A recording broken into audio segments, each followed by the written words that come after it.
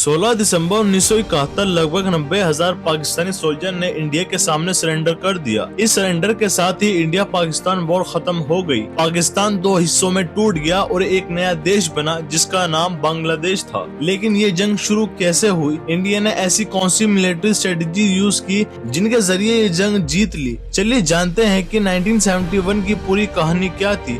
पाकिस्तान का दो हिस्सों में टूटना शायद उस दिन से तय था जब पाकिस्तान बना था। 1947 के पार्टीशन के बाद पाकिस्तान दो अलग अलग जगह बना, वेस्ट पाकिस्तान और ईस्ट पाकिस्तान, जो एक दूसरे से 2000 किलोमीटर दूर थे। ईस्ट पाकिस्तान की पॉपुलेशन ज्यादा थी लेकिन पूरी पॉलिटिकल पावर वेस्ट पाकिस्तान के पास थी। वेस्ट के लोग और पाकिस्तान की सरकार ईस्ट पाकिस्तान के लोगों के साथ हमेशा भेदभाव करती थी। कम पॉपुलेशन होने के बावजूद वेस्ट पाकिस्तान को 70% बजट मिलता था। दोनों हिस्से के लोग मुस्लिम थे लेकिन उनकी लैंग्वेज बिल्कुल अलग थी।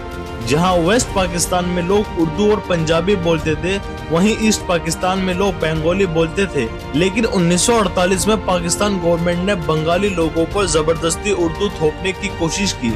उन्होंने उर्दू को नेशनल लैंग्वेज डिक्लेयर कर दिया और बंगाली को ऑफिशियल डॉक्यूमेंट, स्टैम्प और करेंसी से हटा दिया। इस लिंग्विस्टिक डिस्क्रिमिनेशन ने ईस्ट पाकिस्तान के लोगों में गुस्सा और बगावत का जज्बा पैदा किया। लेकिन इन सब के बाद भी पाकिस्तान में अगले 20 साल तक कुछ खास बदलाव नहीं हुआ। लेकिन अब ये सिचुएशन जल्दी बदलने वाली थी। 1969 में पाकिस्तान में मिलिट्री रूल चल रहा था। कंट्री के president military head general Yahya Khan, उन्होंने अनाउंस किया कि पाकिस्तान में जल्दी ही इलेक्शन करवाए जाएंगे और डेमोक्रेसी को वापस लाया जाएगा। Elections will take place. I have left this decision to the Chief Election Commissioner, who is a completely independent. जो एक बिल्कुल इंडिपेंडेंट बॉडी है और इस बार जो नेशनल असेंबली बनेगी यानी कि पार्लियामेंट, उसमें ईस्ट पाकिस्तान को ज्यादा सीट्स मिलेगी क्योंकि वहाँ की पॉपुलेशन भी ज्यादा थी। दिसंबर 1970 में इलेक्शन हुए और जब रिजल्ट आए तो पूरा पाकिस्तान हिला दिया गया। ईस्ट पाकिस्तान की पॉलिटिकल पार्टी अवामी लीग पाकिस्तान की 169 में से 167 सीटें जीत ली थी। नेशनल असेंबली की 313 सीट में से मेजोरिटी मार्क क्रॉस कर लिया गया और अब शेख मुजीबुर रहमान जो अवामी लीग के लीडर थे वो पाकिस्तान के प्राइम मिनिस्टर बनने जा रहे थे। यानी कि पूरे पाकिस्तान पर ईस्ट पाकिस्तान का लीडर रूल करेगा। नेचुरली वेस्ट पाकिस्तान के पॉलिटिकल और आर्मी को ये बात बिल्कुल पसंद नहीं आई। जुल्फिकार अली भुट्टो जो वेस्ट की बड़ी पार्टी थी, पाकिस्तान पीपल्स पार्टी के लीडर थे, उन्होंने और कुछ और पार्टीज ने इलेक्शन रिजल्ट को एक्सेप्ट करने से मना कर दिया। नतीजा ये हुआ कि नेशनल असेंबली कन्वीनिंग नहीं हुई और अवामी लीग गवर्नमेंट फॉर्म नहीं कर पाई। ये पूरा इंसिडेंट ईस्ट पाकिस्तान के लोगों के लिए एक बड़ा धोखे जैसा था। उनको लगा कि उनका वोट और उनका हक छीन लिया गया है। इसी वजह से शेख मुजीबुर रहमान ने नॉन कॉर्पोरेशन मूवमेंट शुरू किया। ईस्ट पाकिस्तान में बड़े पैमाने पर प्रोटेस्ट और स्ट्राइक होने लगी।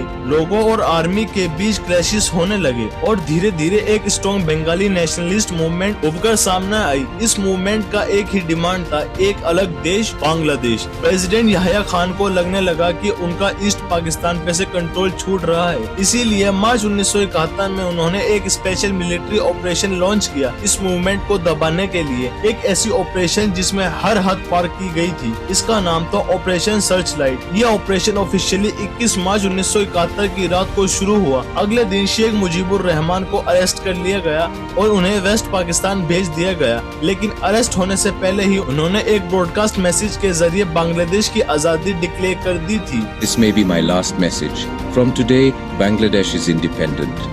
I call upon the people of Bangladesh, wherever you might be and with whatever you have, to resist the army of occupation to the last.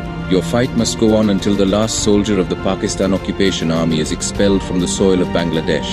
Final victory is ours. तभी पूरे east Pakistan में Pakistani army ने कत्लेआम शुरू कर दिया। Heavy weapons का use करके civilians पर अंधाधुंध फायरिंग होने लगी। अवामी लीग के लीडर और उनके सपोर्टर को बेरहमी से मार दिया गया। इसी पूरे ऑपरेशन के दौरान तकरीबन 30 लाख लोग पाकिस्तानी आर्मी के हाथों अपनी जान गंवा बैठे। इस जुल्म के जवाब में कुछ सीनियर बंगाली आर्मी ऑफिसर ने बंगाली रेजिस्टेंस की शुरुआत की। उन्होंने एक नई आर्मी बनानी शुरू की जो पाकिस्तान आर्मी से लड़ सके। इस आर्मी का नाम था मुक्ति बाहिनी। लेकिन इस वक्त मुक्ति बाहिनी पाकिस्तान आर्मी के एडवांस्ड वेपन के सामने कुछ नहीं कर पा रही थी। इसी दौरान अवामी लीग का कोई इम्पोर्टेंट लीडर बॉर्डर क्रॉस करके इंडिया आ गया उन्होंने India prime minister Indira Gandhi से मिलकर मदद की गुजारिश की। पाकिस्तानी आर्मी के जुल्म से बचने के लिए लाखों सिविलियंस भी इंडिया में रेफ्यूजीज बनकर आने लगे। कुछ ही महीनों में 1 करोड़ से ज्यादा रेफ्यूजीज इंडिया में पहुंच गए। इनमें से ज्यादातर तो लोग वेस्ट बंगाल, त्रिपुरा और असम में बस गए थे। इंडिया ने इन लोगों के लिए अपने बॉर्डर्स खोल दिए थे, लेकिन इतनी बड़ी पॉपुलेशन का बर्डन संभालना इंडिया के लिए काफी चैलेंजिंग हो गया था। उस वक्त इंडिया इकोनॉमी इतनी स्ट्रॉन्ग नहीं थी, इसी वजह से गवर्नमेंट को एक रेफ्यूजीज टैक्स भी लगाना पड़ा, जो हर लेटर भेजने पर 5 पैसे के स्टैम्प में जोड़ दिया जाता है। लेकिन फिर भी यह बर्डन इतना बड़ा था कि इंडियन इकोनॉमी कोलैप्स कर सकती थी और रेफ्यूजीज कैंप्स और उनके आसपास लॉ एंड ऑर्डर मेंटेन करना भी बहुत मुश्किल हो रहा था। इस सब के बीच प्राइम मिनिस्टर इंदिरा गांधी को कुछ बड़ा करना था ताकि ये रेफ्यूजीज क्राइसिस और ईस्ट पाकिस्तान में हो रहे जेनोसाइड को रोका जा सके। अप्रैल 1971 में इंदिरा गांधी ने एक मीटिंग बुलाई जिसमें आर्मी चीफ सैम मानेकशॉ और कैबिनेट मिनिस्टर मौजूद थे। इंदिरा गांधी चाहती थी कि इंडियन आर्मी तुरंत पाकिस्तान पर मिलिट्री अटैक करे ताकि बांग्लादेश को आजादी मिले और रेफ्यूजीज वापस अपने वतन में जा सके, लेकिन सैम मानेकशॉ ने तुरंत वॉर से मना कर दिया। उन्होंने 2 मेजर रीजन दिए। पहला, इंडियन आर्मी उस वक्त इतनी बड़ी वॉर के लिए रेडी नहीं थी। ट्रूप्स देश के अलग अलग हिस्सों में तैनात थे और उनको राइट पोजीशन में ले जाने में काफी वक्त लगता। साथ ही एम्यूनिशन और वॉर सप्लाईज के प्रॉपर अरेंजमेंट भी करने थे। दूसरा, मौसम। मई के महीने में ईस्ट में मॉनसून सीजन होता है, जिसकी वजह से जमीन दलदल बन जाती है और इंडियन आर्मी की मूवमेंट स्लो हो जाती है, जबकि पाकिस्तान का डिफेंस स्ट्रॉन्ग हो जाता था। ऊपर से स्नो मेल्ट होने के बाद हिमालयाज के कई पासेस खुल जाते थे, जिससे चाइना आसानी से इंडिया पर अटैक कर सकता था और इंडिया को 3 फ्रंट वॉर का सामना करना पड़ता। सैम मानेकशॉ के ये पॉइंट्स प्रूव करते थे वो एक brilliant military strategy. Sam Manekshaw की स्ट्रेटेजी रिफ्यूज के बाद इंदिरा गांधी उनकी बात से एग्री कर गई। उन्हें भी पता था कि यूएस और चाइना पाकिस्तान के सपोर्ट में है, इसलिए वॉर से पहले इंडिया को किसी बड़े देश का डिप्लोमेटिक सपोर्ट चाहिए था। मीटिंग में डिसाइड हुआ कि वॉर का बेस्ट टाइम लेट नवंबर होगा, तब तक इंडियन आर्मी पूरी तरह रेडी हो जाएगी और इंडियन गवर्नमेंट वर्ल्ड ओपिनियन को पाकिस्तान के खिलाफ करने की कोशिश करेगी। 15 मई 1971 को इंडियन आर्मी ने शुरू किया ऑपरेशन जैकपॉट, जिसमें इंडिया ने खुद वॉर नहीं किया बल्कि मुक्ति बाहिनी को ट्रेनिंग और वेपन्स दिए ताकि वो गुरिल्ला वॉर करके पाकिस्तानी आर्मी को वीक कर सके। इस बीच Indian foreign minister Swaran Singh और अदर मिनिस्टर ने एक डिप्लोमेटिक कैंपेन लॉन्च किया। इंडिया के डेलीगेशन दुनिया के कई कंट्रीज में गए और वहां की गवर्नमेंट से पाकिस्तान पर प्रेशर बनाने को बोला। यूनाइटेड नेशन में भी पाकिस्तान के अगेंस्ट प्रपोजल डाला गया। रेफ्यूजीज क्राइसिस की वजह से इंडिया को सिंपैथी तो मिली, लेकिन किसी ने भी पाकिस्तान के अगेंस्ट स्ट्रॉन्ग एक्शन नहीं लिया। और इरोनी ये थी, जो यूएसए खुद को डिप्लोमेसी का रखवाला कहता है, वही पाकिस्तान के साथ मिलकर डेमोक्रेसी का मर्डर कर रहा था। पाकिस्तान सिर्फ अमेरिका क्लोज एली नहीं था, बल्कि वो यूएसए और चाइना के बीच डिप्लोमेटिक रिलेशन बनाने में भी एक इम्पोर्टेंट रोल प्ले कर रहा था। इसी वजह से यूएस प्रेसिडेंट निक्सन और उनके national security adviser Henry Kissinger Pakistan के अगेंस्ट जाने का रिस्क नहीं लेना चाहते थे।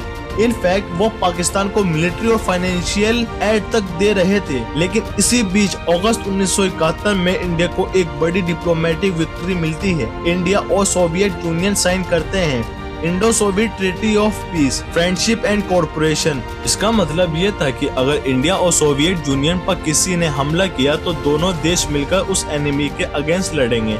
ये ट्रीटी वॉर के टाइम इंडिया के लिए बहुत यूजफुल होने वाली थी। नवंबर का महीना आ चुका था और इंडिया को समझ आ गया था कि अब पाकिस्तान का इशू डिप्लोमेटिकली सॉल्व नहीं हो सकता। इंडिया के पास अब सिर्फ एक ही ऑप्शन था, वो था वॉर। इंडिया को पता था कि जैसे ही वॉर स्टार्ट होगा पाकिस्तान वेस्टर्न फ्रंट से अटैक करेगा ताकि इंडिया को दोनों फ्रंट पर लड़ना पड़े। इसीलिए इंडियन मिलिट्री दोनों फ्रंट पे लड़ने के लिए रेडी थी। नवंबर के लास्ट वीक में प्राइम मिनिस्टर इंदिरा गांधी ने फाइनल ऑर्डर मिलिट्री को दे दिया और एक हफ्ते बाद 4 दिसंबर को इंडिया पाकिस्तान पर full scale military attack launch करने वाला था। इंडिया के प्रिपरेशन को देखकर पाकिस्तानी प्रेसिडेंट याहिया खान को समझ आ गया था कि इंडिया कभी भी ईस्ट पाकिस्तान पर अटैक कर सकता है। इसीलिए इंडिया का ध्यान हटाने के लिए उसने पैनिक में ऑपरेशन चंगेज खान लॉन्च किया।